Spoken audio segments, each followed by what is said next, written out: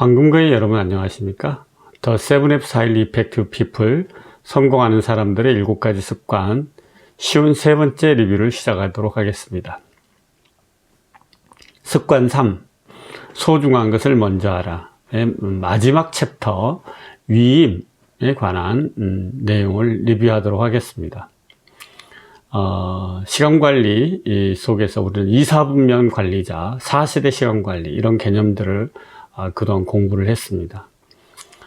다 이런 것들은 모두가 다 내 자신이 내 삶을 어떻게 관리 운영할 것인가에 관한 것이었고, 그 방향성을 놓치지 않고 관리할 수 있는 가장 차원 높은 형태의 시간관리 방법의 개념과 실천 방법들을 우리는 배웠습니다. 여기에서 한 발 더 나아가서 우리는 우리가 살고 있는 모든 일들, 그 모든 것을 다 내가 할 필요는 없다는 것입니다. 스티븐 코비는 어느 날 가정에서 회의를 했다고 그래요. 이 책에서 이런 에피소드가 저희들이 소개가 되어지는데요. 주 몇 달러의 수입 벌어오기는 누가 해야 될까요? 그때 아빠가 손을 들고, 아이에게 아이를 돌보고 우유를 먹이는 것은 누가 해야 될까요? 그랬더니 엄마가 손을 들고, 뭐 이런 식으로 또 그러면은 거실 청소는 누가 해야 될까요? 여러 명이 손을 드는데 그 가운데 가장 적임자에게 그 임무를 맡기고, 뭐 이런 식으로 해서 각자가 자기가 할 수 있는지를 맡아서 하기로 했지만, 그럼에도 불구하고 스티븐 코비와 샌드라의 주당 어떻게 보면 노동시간이 각각 부부는 거의 60시간에 육박하더라는 것이죠. 이런 사실을 확인한 아이들은 자기들도 어떤 임무를 수행해야 되겠구나 하는 생각이 들어서 역할을 배분하고 자기의 책임을 지고 그것을 위임받아서 실행하기 시작했다는 겁니다. 그 중에 한 아이가 잔디를 깎는 일, 그러니까 잔디를 관리하는 임무를 부여받았습니다. 그래서 스티븐 코비는 그 아이와 함께, 아들과 함께 옆집 잔디를 보여주는 것이죠. 옆집 잔디는 정말 깨끗하게 정돈되어 있고 푸릇푸릇하게 녹색을 띠고 있었다고 그래요. 그래서 아들에게 우리가 우리 마당의 잔디를 관리해서 얻어야 될 성과가 무엇인지를 그걸 알려준 것이죠. 저것이 푸른 깨끗한 잔디다. 이것을 알려준 겁니다. 이 아들에게 우리가 거둘 성과가 뭐라고?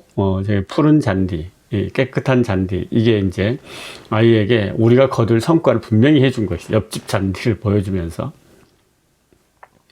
그리고 무엇을 활용할 수 있냐면은 호스도 활용할 수 있고, 쓰레기통을 활용할 수 있고, 집게를 활용할 수 있고, 그걸 통해서 잔디가 깨끗해야 되기 때문에 청소를 해야 되는 걸 알려준 것이죠. 그래서 함께 청소를 하면서 바베큐 파티를 하고 남은 찌꺼기들 채우고, 종이를 줍고, 또 뭐 이런 낙엽들을 주우면서 깨끗이 청소한다는 게 무엇을 의미하는지 실질로 이렇게 함께 하면서 그것을 알려주는 것이죠. 그리고 마당의 잔디를 관리하는 일이 혼자서 하기에는 버거운 일이기 때문에 언제든지 아빠에게 도움을 요청할 수 있고, 그것을 아빠에게 또 임무를 지시할 수 있다는 것까지 이야기를 해줍니다. 그렇게 해서 2주에 걸쳐서 스티븐 코비는 아들과 함께 잔디를 가꾸면서 그것이 어떻게 너의 임무이고, 누가 상사이냐, 아들이 상사이고, 그리고 부하가 누구냐, 아빠이고, 가용 자원이 뭐냐, 호수와 뭐 이런 것들이죠. 잔디 깎기, 뭐 이런 것들이 쓸 수 있는 자원이다. 이런 것들 2주 동안 가르친 겁니다. 가르치고 난 다음에 신임적인 위임을 한 거죠. 이제 네 혼자 해봐라. 그리고 아빠를 이용할 수 있고, 또 잔디를 관리한다는 건 이런 것이고, 깨끗한 잔디는 이런 것이라는 것을 몸소 익힐 수 있도록 가르쳐 준 것이죠. 그런데 2주가 지나서 보니까 잔디밭이 엉망이 되고 손도 하나 되지 않았고, 아이는 다른 일에 정신이 팔려서 놀고 있었고, 뭐 그런 결과를 맞이한 것이죠. 그러자 스티븐 코비는, 즉각적으로, 지시적 위임으로 돌아설 태세가 됐습니다. 너 이리 와. 넌 이거 해, 이거 해, 이거 해. 이런 식으로, 아이를, 체근하고 다그칠 마음이 들었다는 겁니다. 그리고 스스로 할 수 없으니 너는 시키는 것만 해라. 뭐 이런 식으로, 할 마음이 들더라는 것이죠. 그러나, 그때에도 스티븐 코비는 멈추고, 아들과 함께 저녁 식사를 마치고 난 다음에, 잔디밭으로 나아간 것이죠. 그러자 아들이 잔디밭 중간쯤에 이르렀을 때 울더라는 거죠. 어렵다고, 어떻게 할지 모르겠다고. 스티븐 코비 입장에서는 그렇죠. 네가 한 게 뭐 있다고, 내가 다 가르쳐 줬는데, 이렇게 생각할 수 있지 않겠습니까? 그렇지만 그렇게 따지지 않고 다시 아들에게, 아들아, 너는 아빠에게 협조를 요청할 수 있고, 네가 아빠에게 어떤 지시를 하면 아빠는 너의 지시에 따라서 움직일 수 있는 사람이야. 이렇게 이야기를 했다는 겁니다. 그러자 이 아이가, 그러면 아빠, 쓰레기 봉투를 가지고 와서 저기 있는 바베큐 찌꺼기를 치워주세요. 이러더라는 것이죠. 그때서야 정말 진정으로 그 일이 자기의 임무가 됐고, 스스로가 책임을 져야 된다는 것을 알게 되는 그런 상황이 벌어진 것이죠. 끝까지 믿고 그의 임무를 존중해주고, 아빠가 지시적으로 하는 것이 아니라 그의 협조자로서 역할을 함으로써, 그 이후에는 몇 번 도와주지 않았음에도 불구하고 잔디밭이 너무나도 푸르게 유지될 수 있었고, 가족들이 함부로 잔디밭을 훼손하려고 들면 잔소리를 들어야 되는 그런 상황이 벌어졌다고 합니다. 여기서 우리가 알 수 있는 것은 신뢰라는 겁니다. 신뢰는 인간에게 동기를 유발시키는 최고의 형태이죠. 우리는 스티븐 코비는 이 아들이 그것을 충분히 해낼 수 있다고 믿었고, 그 방법을 터득하고 자신이 그 권한을 활용할 수 있도록 가르치고 협조하는 선에서 개입을 했던 것이죠. 그러자 아이는 점차적으로 그것을 자신의 임무로 파악하고 그 일을 실행하도록 되죠. 그건 바로 코비가 아들을 신뢰했기 때문이라는 것이죠. 우리는 아이들의 방을 우리가 더 잘 치워줄 수가 있죠. 또 팀원의 일을 우리가 더 잘해줄 수도 있습니다. 잘할 수도 있습니다. 그러나 그것을 내가 잘 해주는 것보다도 그가 스스로 할 수 있을 때 드디어 정말 커다란 시너지가 나는 것이죠. 시너지. 그래서 다른 사람에게 위임한다는 것은 어떤 지렛대 효과처럼 어떤 최상의 결과를 만드는 어떤 최고의 방법이다. 이렇게 이야기할 수 있습니다. 시너지. 이게 지금, 습관, 6에서 나오는 그 제목인데요. 우리는 상호 의존적인 관계를 맺으면서 살아가고 있고, 사람은 협동과 팀워크를 만들어가는 데 있어서 최상의 노력을 해왔고, 그 결과로 이렇게 위대한 문명을 꽃피울 수 있었습니다. 바로 거기에 가장 효과적인 방법이 위임이라는, 협동과 팀워크를 발휘하는데 위임이라는 임파워먼트가 있었던 것이죠.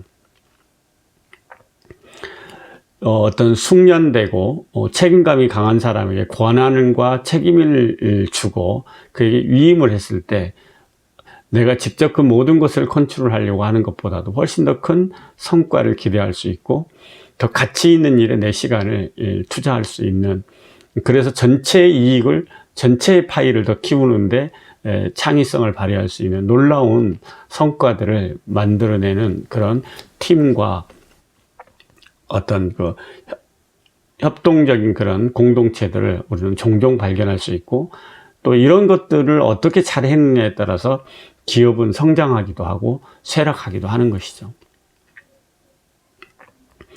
위임은 그래서 개인과 조직 모두에게 성장을 담보하는 놀라운 어떤 시스템이다. 이렇게 이야기를 할 수 있습니다. 그래서 위임은 어떤 대인관계의 승리의 어떤 결과, 상호 의존성의 성과, 뭐 이렇게도 이야기할 수 있습니다. 우리는 끊임없이 우리가 황금거이지 않습니까? 우리가 끊임없이 황금알을 낳고 싶다고 한다라면은 다른 사람과 연결하고 시스템을 짜고 협력하면서 상호 의존적인 관리자가 돼야 되는 것이고 리더가 돼야 되는 것이죠. 그렇기 때문에 우리는 각자의 임무를 서로가 위임하고 그가 그것을 해낼 수 있도록 서로 지지하고 격려하고 지원하고 그리고 성과를 확인하고 그 성과를 나누는 이런 공동체적인 시너지를 만들어내는 팀 또는 기업이 지속 가능한 성장을 이끌어낼 수 있고, 이런 기업들은 그런 팬데믹이라는 이런 어려운 상황에서도 반드시 그것을 극복해내는 저력을 발휘한다는 것을 우리는 알 수 있습니다. 그래서 우리는 누군가에게 이 위임은 어떤 세세한 어떤 지시가 아니라 또는 심부름꾼을 만드는 것이 아니라 사람들에게 방법보다도 어떤 결과를 같이 우리가 거두고자 하는 결과를 이야기하고 그 결과를 도달하기까지의 어떤 방법들은 스스로가 결정할 수 있고 창의적으로 시도할 수 있도록 기회를 주는 것이죠. 그렇기 때문에 개인과 조직 모두가 성장할 수 있는 그런 엄청난 기회를 확보하게 되는 것이고 시스템을 갖추는 것이다 라고 할 수 있습니다. 그렇다고 해서 지금까지 정상적으로 성공해 왔던 그런 방법을 무시하라, 또는 우리가 굳이 이야기한다면은 매번 우리가 바퀴를 재발견하는 또는 바퀴를 매번 발견해야 되는 자동차 회사가 일 필요는 없지 않습니까? 만들어져 있는 바퀴를 어떻게 활용할 것인가가 더 중요한 것이지. 마찬가지로 그 조직 안에 어떤 성공하는 성공하는 시스템, 성공하는 경로가 있다라면은 굳이 실패하는 경로들을 해바라고까지 그런 것까지를 위임하는 것은 아니죠. 지금까지 거둬왔던 전통적인 어떤 성공 방법과 노하우 그 위에서 좀 더 나아가는 어떤 창의적인 실행을 할 수 있도록 실행 방침을 그런 방향으로 결정하고 위임한다면은 지금까지 성과 이에 더 높은 성과를 만들어내는 그런 팀이 될 수 있고 기업이 될 수 있겠죠. 그리고 또 위임에서 정말 중요한 방침 가운데 하나가 어떤 결과를 확인한 시기를 분명히 하고, 그리고 그 시기에 우리가 확인하고자 하는 결과가 무엇인지도 분명히 했을 때 신임적인 위임이 가능하다 이렇게 이야기합니다. 코비는 자신의 아들과 깨끗한 잔디밭을 유지하는 데 있어서 성과와 시기, 방법 등을 자세하게 가이드함으로써 실행 방침을 줌으로써 그를 신임적으로 위임할 수 있었고, 아들은 그것을 성공적으로 함으로써 잔디밭의 주인이 될 수 있었고, 가족 구성원으로서 책임감을 다할 수 있었고, 그리고 그 가족은 각자가 책임을 다하는 그런 공동체적인 시너지를 낼 수 있었습니다. 이런 간단한 원리, 이런 것들이 바로 시간관리의 확장된 영역이라고 할 수 있겠습니다. 제2사분면의 관리자, 그리고 제4세대 시간관리자로서 내가 하는 일들을 정말 책임을 지고 독립성을 가지고 실행의 순간에 철저히 용기를 발휘하는 것처럼, 또 함께하는 일에 있어서도 얼마만큼 이 연결하고 위임하고 시너지를 내고 협동하느냐 하는 것도 시간관리의 놀라운 하나의 측면이라는 사실을 스티븐 코비는 우리에게 놓치지 않고 다시 상기시켜 주고 있습니다. 황금거의 여러분, 요즘 환절기에 무척 컨디션들이 난조를 겪는 경우를 참 많이 보고 있습니다. 주변 사람들. 비타민 충분히 드시고 오메가3 듬뿍 드시고 컨디션 관리 잘 하시기 바랍니다. 사랑하고 평화를 빕니다.